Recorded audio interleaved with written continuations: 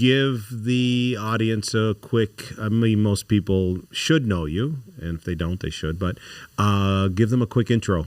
Tell them a little bit about yourself. Yeah, so I've been fascinated with the market since I was about 12, 13 years old, and moved into it full-time right out of college, 1991. Broker at Dane Bosworth, Lehman Brothers, a couple places like that, and realized I didn't want to be a telemarketing guy, which is, what a broker is, right? Yeah. Harassing people to buy this stock and trust me. Anyway, so, I got into trading with in the back of Investors Business Daily years ago, probably 93. They used to have this thing in the back, 25-to-1 leverage. So you put up 25 grand and they'll give you, I think it was actually 20-to-1 buying power. A company called Generic Trading in New York.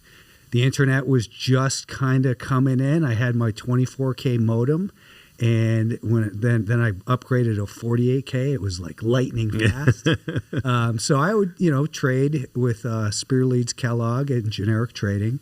And, so that was all I did that was all I did. So I couldn't lose, basically. So that really helped me realize risk management. And fortunately, as a broker, I like to kind of kid around sometimes and say I got to practice with other people's money for a number of years, which I saw what can happen, and I did damage to people, not intentionally, but, even just buying brokerage, picks and that sort of thing. So I learned how important risk management is. And it's, people talk about risk management, but how many of them are actually like methodical about it and have strategies? So that's what allowed me to succeed in that. I wasn't knocking the lights out. I was making a living. I had a young family, a little baby at home and that sort of thing. I had to borrow money from a credit card to get the deposit. A quick story about that. I was trading the stock Chantel Pharmaceuticals, which isn't a pharmaceutical at all. It was this company that had a miracle cream for wrinkles. Okay. And I was trading it really well. And I was planning on quitting in 6 months. But this stock, I was just jamming. Day after day. What year ballpark is that this? was 93. 93, okay. Yeah. Anyways, one weekend, I took the day off on a Monday. I was skiing, and I called the brokerage assistant. I said, hey, give me a quote on CHTL. She's like, it's whatever. I was like, no, that's not right. It's like, it's 19, not 12. She goes, no, it's down 7. Barron's did a hit piece on it, and I had 2,000 shares over the weekend. So I lost 14,000 of my grub stake money. I was like, I already put in my notice. What do I do, right? So got out the credit cards, got cash advances, scrounged up money, emptied all my savings. So not the way you're supposed to do it, but I had to succeed. So risk management was super important.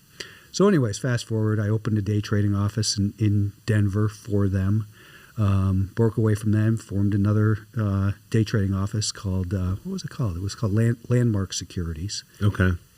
And then merged with David Nasser's company called MarketWise. He wrote a book about it, New York Times bestseller, Day Trading with So's or something like that. Yeah. So he kind of got me interested in writing a book. I write pieces of other books.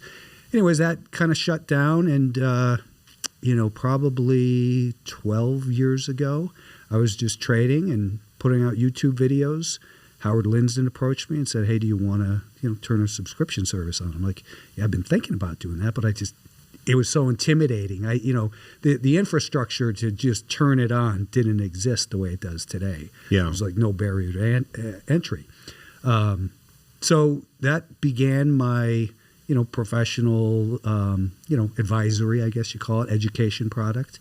And that's what I've been doing. So your product started with the StockTwits network. That was like it did. Yeah. So for some reason I thought you had it beforehand, but it was Howard, because Howard convinced me to just start my blog and just write about stuff. So it was probably around the same time, and you decided to do your subscription service around that time. Yeah, and so I started on YouTube before it was actually YouTube. I uploaded them to Google, then Google took them over. So if you go back, I've been on YouTube for close to 20 years, as old as YouTube is. And I was just, building my audience there, saying, once I get to 100 people, maybe I'll do a subscription service. And I was like, because that seemed like a whole lot of people. Yeah. Then it was 500. Then it was 5,000. I'm like, what am I going to do? I don't know how to create a website. I don't want to learn how. And I don't even know the right people. Howard contacted me. He's like, we'll do all the behind the scenes. You get paid this percentage. Like, done. So it kind of, started that part from there.